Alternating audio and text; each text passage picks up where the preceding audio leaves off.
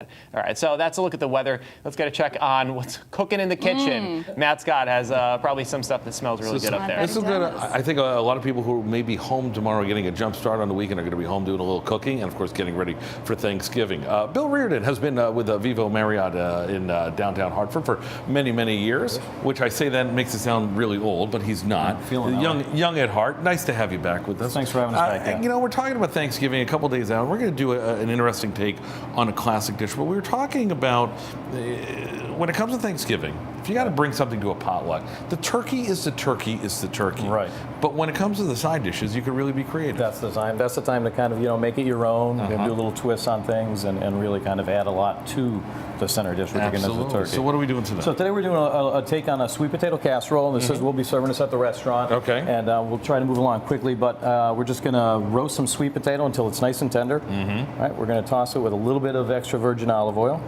Pour that in there. In there. A little bit of shallot. If you don't have shallot, red onion is fine. I'm going to do some fresh sage. It used to be the day you couldn't find shallots anywhere. Now you can find them everywhere. Right. Yeah. I believe they sell them at your local gas station as well. I think. I'm not sure.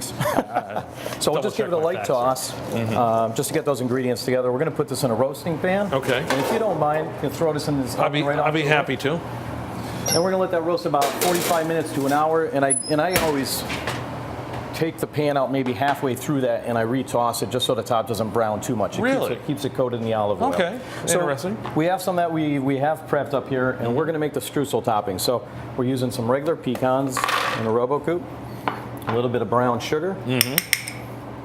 Maybe not. Let's try that. There we go. Thunk.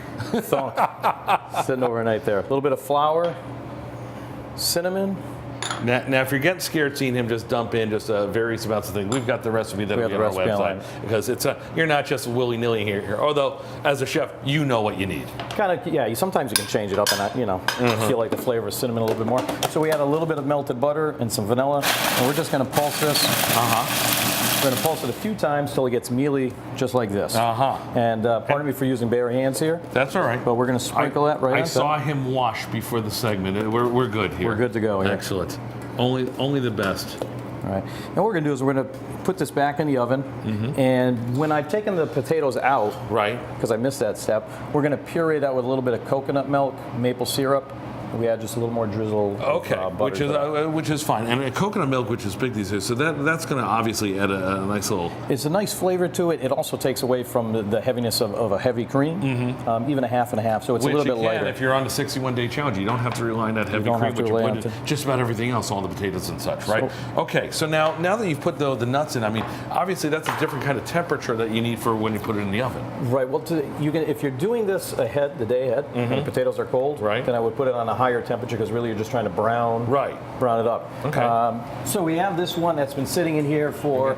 Watch this, the magic of TV now. Out's going to come this bad boy. And out comes this one. Oh man, it smells good.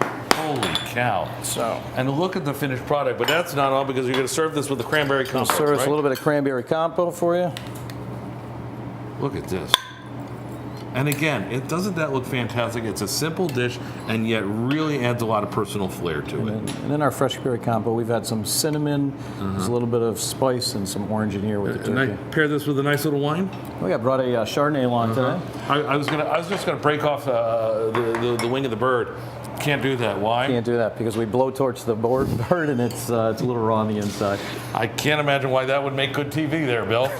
If you'd like the recipe, Fox61.com. We'll have it for you. Bill's going to be working overtime at the Marriott at Vivo on Thanksgiving afternoon only, and then into the holiday season, which we say in early Happy Thanksgiving, and thank you. Happy Thanksgiving to you as well. Oh, gosh. That is fantastic. What a good way to get out. You're going to be stuck inside for part of the weekend due to the storm. This is a great dish to practice up on for next week. Next broadcast at 4 and 5 o'clock. The latest on the winter weather coming up. We'll see you then.